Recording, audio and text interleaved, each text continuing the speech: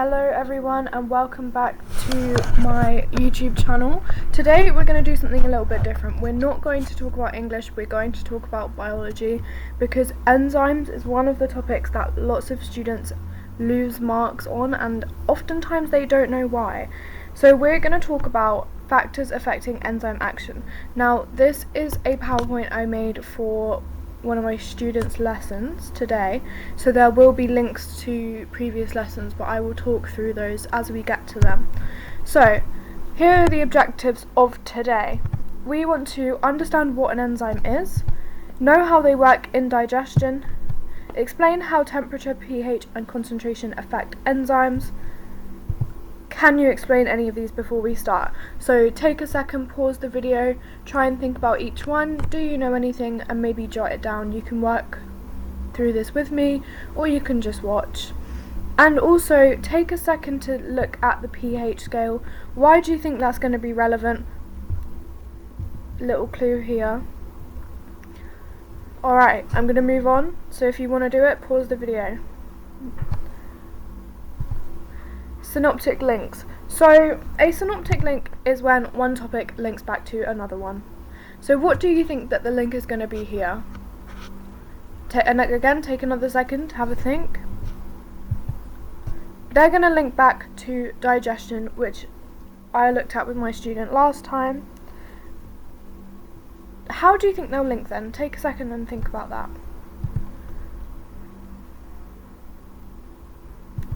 And can you name any of the enzymes that we spoke about before? So obviously you weren't in that lesson, you don't know what we spoke about before, but can you think of any enzymes that might be used in digestion? Again, take another second. If you want to work along with me, the enzymes that I spoke about before with the student were protease and amylase. What is an enzyme? Well, enzymes are proteins that speed up chemical reactions. They are often called biological catalysts. In digestion, they are used to break down large food molecules into smaller food molecules so that they're easier to absorb by the small intestine. Enzymes are kind of like scissors that cut food into smaller pieces. Obviously, we're not going to write this in our exam, but it's just a little analogy to help you understand it a little bit better. Amylase breaks starch into sugar and protease breaks protein down into amino acids. You can remember that because protease sounds like proteins, and the other one is lipase, which breaks down fats. Fats are also known as lipids, so lipase, lipids. A lot of the time they sound the same. Amylase I think is the only one that doesn't. Here's an exam question. Explain the role of enzymes in digestion. I'm going to put up a model answer in a second, so if you want to pause this video, have a go, write down the question, then feel free. I will wait 5 seconds and then I'll move on, so you can pause it now. And here is the model answer. Enzymes break down large food molecules into smaller soluble molecules. For example, amylase breaks down starch into sugars and protease breaks down proteins into amino acids so they can be absorbed. Now, where do our marks come from?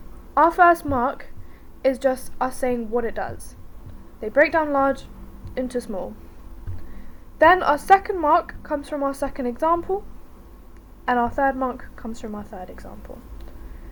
Now, this word soluble is important. We need to make sure we're including it because it can't be absorbed if it's not able to dissolve. Right, moving on. The lock and key theory. This is the theory that the substrate has to have a specific shape to fit into the active site. Each enzyme has a specific shape, each substrate has a specific shape.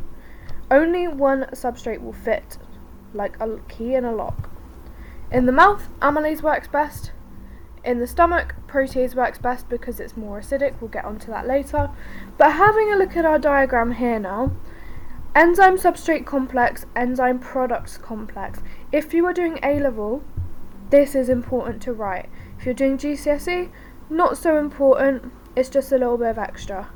Enzyme substrate complex, ESC, enzyme product complex EPC. Okay? Why wouldn't amylase work well in the stomach? Any ideas? Again, take a second to think about it and then I will tell you. Actually, I won't tell you because we'll get onto it later, but just have a little think. Okay, moving on, we'll see it later. This is our first factor that's going to affect enzyme activity. This factor is temperature. Take a look at the diagram. What do you notice about the diagram? Well, before I even put any words on the screen, I am noticing that as the temperature increases, the percentage of active enzymes is also increasing, which means the rate of the reaction is increasing as well. Well, it's kind of, yeah, it's increasing. Now, once we hit optimum, the percentage of active enzymes decreases. That's our red line here. Yeah? So the temperature increases, the rate of reaction decreases, active enzymes decreases, rate of reaction decreases. This is because the enzymes are denatured. Do you know what denatured means? Denatured just means that it changes shape and it can no longer fit into the substrate, so it can't work anymore. So a low temperature has a slower reaction. The optimum temperature for most enzymes in humans is 37 degrees Celsius. Not sure why my degree Celsius symbol didn't work there, but that's what it says. Temperatures too high will denature the enzyme, change its shape. Have a think about a fever. Why could a fever potentially be dangerous for you? Again, have a little second and then we'll talk about it.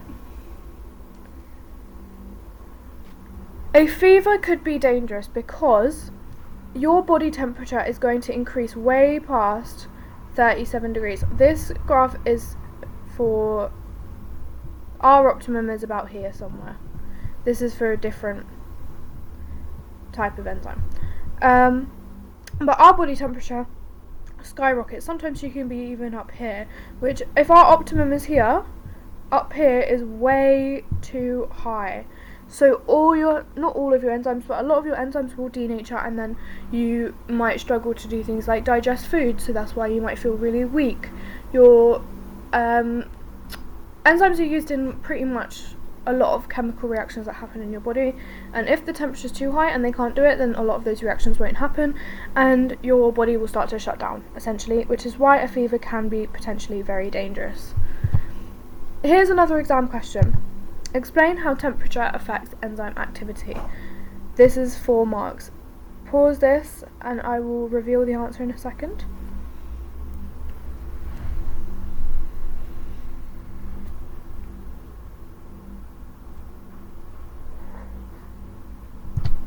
At low temperatures, enzymes and substrates have less energy, so there are fewer collisions and the rate of reaction is slow. As temperature increases, the rate increases because there are more frequent successful collisions. At the optimum temperature, around 37 degrees in humans, the rate is highest. Above this temperature, the enzyme denatures and the active site changes shape, so the substrate can no longer fit. If you wrote something along these lines, you will get higher marks. Remember, if we don't include key terms, we don't get that marks. When you are self-marking, be as harsh as you can. No key terms, no marks. Our key terms here: enzyme, substrate, collisions, energy, rate of reaction, temperature, successful collisions, optimum, enzyme denatures, active site, substrate. Those are your key terms. If you didn't include those, you don't get the marks. Moving on. pH. Each enzyme has an optimum pH. So as you can see, pepsin and amylase, they have 2 different optimums, right? Amylase is more neutral. Its optimum is at 7, which is neutral pH. Protease, or pepsin, they have acidic optimums, which is why protease works best in the stomach, where it's very acidic, and amylase works best in the mouth. And that brings us on to that question that we asked earlier: why wouldn't amylase work in the stomach? Well, because its optimum is neutral and the stomach is around here somewhere, and it will denature anything below 7 and it will denature anything above. So that's why it wouldn't work there. This picture I put in the background, this is phenolphthalein, which is a pH indicator. When you are doing your enzyme practicals, you will most likely use universal indicator, just because it's much easier to see on the scale. It's the rainbow, but phenolphthalein can be used for other things, mostly chemistry. I just put it in there because it looks nicer. Exam question again. Explain how pH affects enzyme activity. Now, I'm not going to give you time to do this. You can do it on your own, but we're going to talk about it right now. So I'm going to literally click the button in a second. So pause the video now. Each enzyme has an optimum pH at which it works best. If the pH is too high or too low, the enzyme's active site changes shape. This means the substrate can no longer fit, so the reaction slows down or stops. Can you link that to the stomach? So that's what I'm going to give you some time to do. Read the answer and try and link it to the stomach right now. I'll give you a couple seconds, so if you need some more time, pause the video.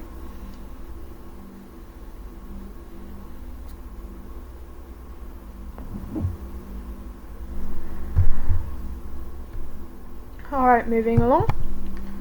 Substrate concentration. More substrate in your solution means there's going to be more collisions, so there's a faster rate of reaction. So as you can see, we're increasing our substrate concentration, which means that the rate of reaction is speeding up because there's more collisions. Why do you think it levels off? Well, eventually levels off.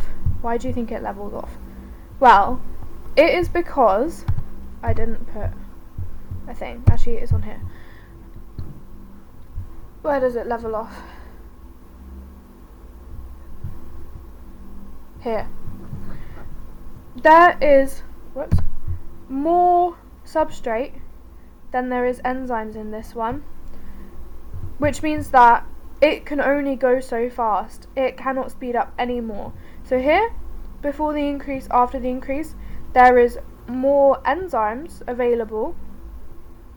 Again, in this one, still enough enzymes available, but in this one, you can see that it is actually not going to speed up. So if you want to screenshot this, I'll move my mouse out of the way. Alright. Here's a quick quiz for you to see if you've actually retained any of the information we've talked about. Enzymes get used up during reactions. True or false? I'll give you 5 seconds. 5, 4, 3, 2, 1. That is false. Enzymes do not get used up. They are recyclable, renewable. Once they have formed their enzyme substrate complex, turned it into an enzyme product complex, and then release the products, they are then free to go and bind with another substrate. They don't get used up. At a higher temperature is always faster than a lower one. True or false? Again, 5 seconds. 5, 4, 3, 2, 1. That one is also false. While a higher temperature can speed up the rate of reaction, once you go past the optimum, the enzymes will denature and it is no longer faster. If anything, it's much, much slower because it can just stop. Enzymes need a specific shape to fit the substrate. Is that true or false? 5, 4, 3, 2, 1. That is true. They do. The active site and the substrate both have a specific shape that fit together perfectly. Anything else won't fit in and it won't work. Enzymes kill bacteria. Is that true or false? 5, 4, 3, 2, 1. That is false. They do not kill bacteria. Amylase works best in the stomach. True or false? 5, 4, 3, 2, 1. That is false. As we saw before, amylase works best in a neutral pH. The stomach acid is very acidic. I think, don't quote me on this, it's around pH 2, I believe. I know it's hydrochloric acid, that's what we've got in our stomachs. I believe it's around 2, but look that one up before you believe me. So no, amylase will not work best in the stomach. And protease breaks down proteins into amino acids. Is that true or false? 5, 4, 3, 2, 1. That is true. So this is the homework that I would give my student. You can do these questions if you'd like. So screenshot these, do them in your own time. And then, yeah, you could use this PowerPoint to mark it, or you could just Google it. Whatever that you fancy doing. Anyway, thank you for watching this video. I don't normally do science videos, I tend to do a lot of English. But I was feeling a little bit lazy today. I can't be bothered to edit, so I usually, when I do my PowerPoint videos, I will do them fully unedited and raw, and then when I do my English ones, I have to spend quite a long time editing them, so that's why I haven't done an English one for a while. I've got a few sitting in my camera roll, but I haven't had time to edit them yet. But yeah, hope you enjoyed, hope this helped.